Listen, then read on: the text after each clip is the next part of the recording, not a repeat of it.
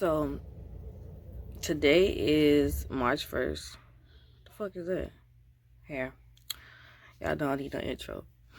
And I just woke up this morning and ever since I reset up my altar, I have what? I'm gonna say somebody threw a rock at our porch. Somebody threw a rock at the porch. I looked at the window and there was nobody there. Where the rock at? And it just fell to the ground. It was like little. Okay. But anyways, I woke up. I had started to once I reset my altar up, because last year I went through a lot of shit and I took my altar down. Like, I literally just kind of like just diminished everything, threw my crystals away, all kind of shit. So I had rebuilt it, and what I had decided was to, when I first started my spiritual journey, I went in it full force, because that's just me and that's how I do shit. And I wanted to dive so deep into it because I had so many questions and I had so many areas of myself that I wanted healing in. And in that, it's a lot. It's so much more to it, And so when things started to go bad, it was hard for me to understand, because it's like, okay, over here, I'm doing the work, you know what I'm saying? I'm believing, and things were still going bad.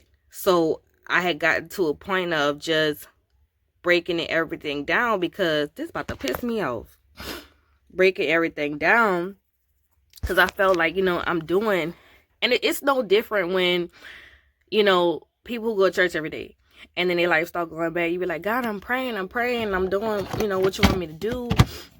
I'm going to church every Sunday. Why my life going like this? So it's no different, same shit or whatever. So I just tore it down, and when I got to a different space, I rebuilt it, and I told myself that I would take my time with it.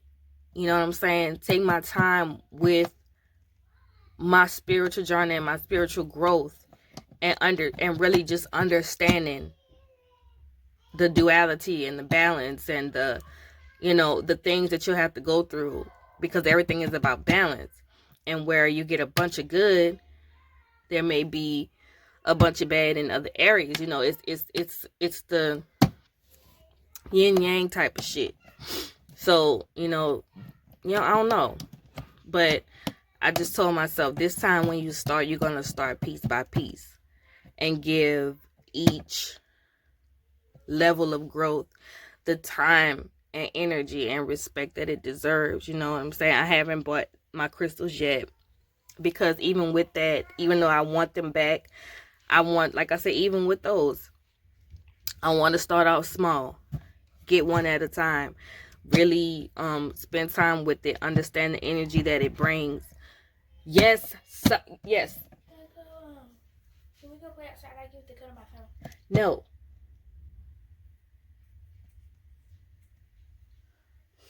You're not ready to do that. Anyways, to really give it the time and really listen to my heart, my inner voice, because God, Spirit, speaks to you through your heart, your inner voice. So I started to set up my altar. I got a pillow down here. Get up in the morning, I go over there. That's my setup. And I kneel and I pray. And this morning, I went to pray, and I had so much on my mind, and I just decided to write a little bit. And just sitting here, I was in the dark, but if I do my video in the dark, y'all can't see me. I was sitting here in the dark, because I said, and I told lately, I don't have anybody to talk to. I don't have anybody to talk to about everything. I could talk to this person about that person, or not about that person, but I can talk to this person about this situation, this person about this situation, this person about this situation.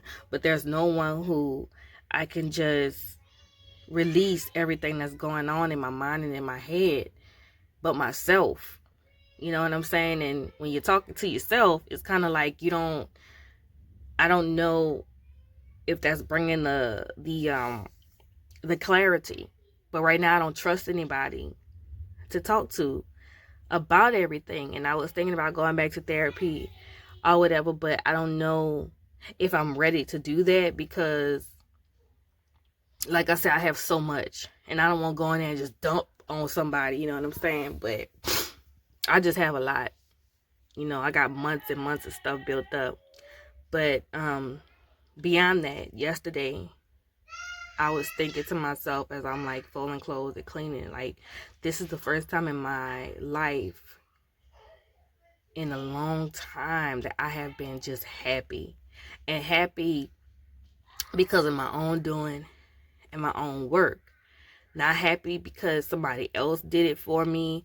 You know, my happiness not dependent on nobody. And I'm going to be 31 at the end of this month. And this is the first time in my life that I have genuinely been happy. And it's all for Kristen. And it's all because of Kristen. And it makes me happy and it makes me sad at the same time when I think about everything that I've done for people and all the energy that I've given to relationships. And I don't just mean romantic relationships. I mean all kind of relationships. And trying to be this and that for this person.